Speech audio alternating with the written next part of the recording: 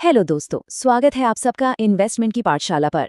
आज हम graphite India के लेटेस्ट क्वार्टरली रिजल्ट्स का डिटेल्ड एनालिसिस करेंगे और साथ ही ग्रेफाइट इंडिया स्टॉक के प्राइस चार्ट को समझेंगे, ट्रेंड, सपोर्ट, रेजिस्टेंस और आगे के प्रोस्पेक्ट्स को सिंपल हिंदी में।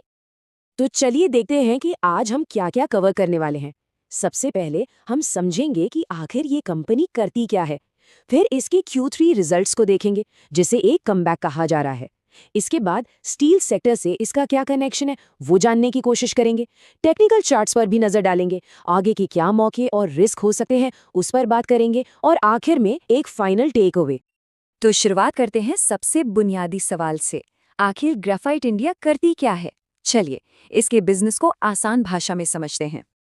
तो देखिए, ग्रेफाइट इंडिया अपने देश की सबसे बड़ी ग्रेफाइट इलेक्ट्रोड प्रोड्यूसर है और ये जो चीज़ अभी स्क्रीन पर दिख रही है, यही है इनका मेन प्रोडक्ट।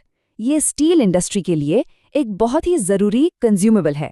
कंज्यूमेबल मतलब एक ऐसी चीज़ जो इस्तेमाल होने के बाद ख़त्म हो जाती है और स्टील कंपनीज को इसे बार बार खरीदना पड़ता है।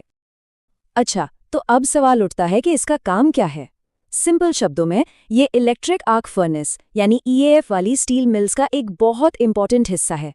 ये हाई पावर करंट पास करके स्क्रैप स्टील को पिघलाने का काम करते हैं और जैसा अभी हमने बात की, ये कंज्यूमेबल है, यानी यूज होते ही घिस जाते हैं, खत्म हो जाते हैं। इसलिए स्टील मिल्स को इनकी जरूरत हमेशा पड़ती रहती है। कनेक्शन बिल्कुल साफ है, जितना ज्यादा स्टील प्रोडक्शन उतनी ही ज्यादा इन इलेक्ट्रोड्स की डिमांड। ओके, तो बिजनेस समझ लिया, अब आते हैं सबसे इम्पोर्टेंट चीज पर, Q3 के रिजल्ट्स। और मैं बता दूं, ये रिजल्ट्स एक जबरदस्त कमबैक की कहानी कहते हैं। देखते हैं कैसे। तो Q3 में कंपनी ने जो नेट प्रॉफिट कमाया है वो है 67 करोड़ रुपए। अब ये नंबर सुनने में शायद ठीक ठाक लगे, लेकिन इसके पीछे की कहानी बहुत बड़ी है और ये कहानी तभी समझ आएगी जब हम इसे पिछले साल के नंबर से कंपेयर करेंगे। और ये देखिए, यहाँ पूरा गेम पलट गया।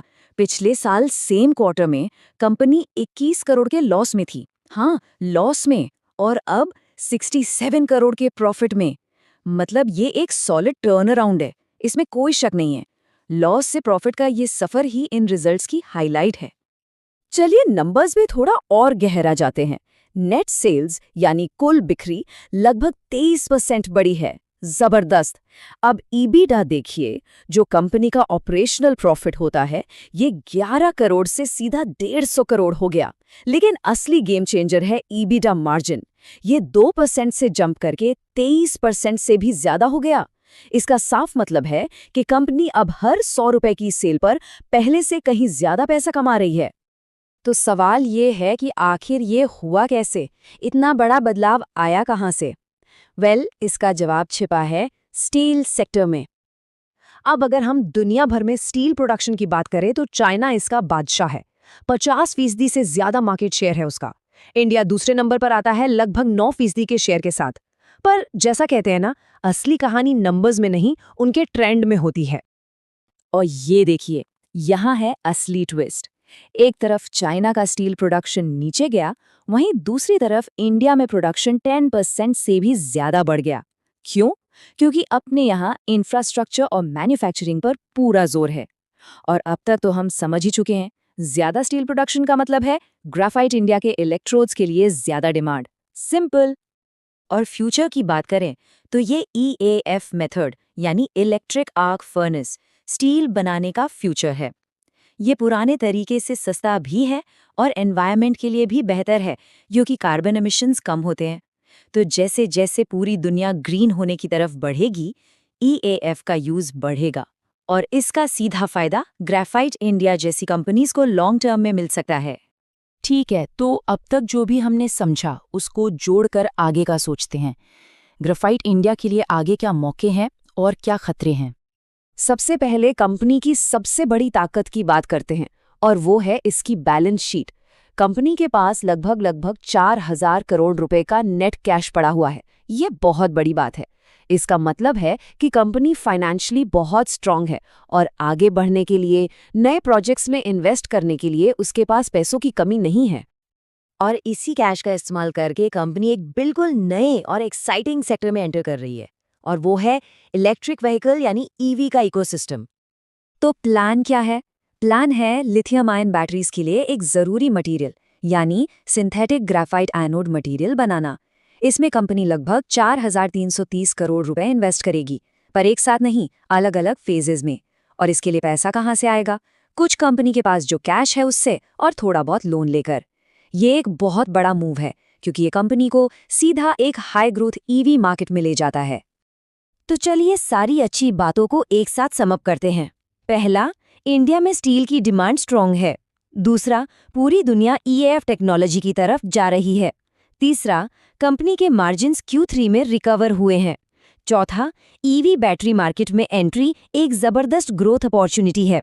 और पांचवा, सबसे इम्पोर्टेंट, कंपनी के पास कैश ही कैश है, यानी बैलेंस शीट बहुत स्ट्रॉन्ग है। लेकिन जैसा कहते हैं, हर सिक्के के दो पहलू होते हैं, तो रिस्क क्या है उन पर भी नजर डालना जरूरी है।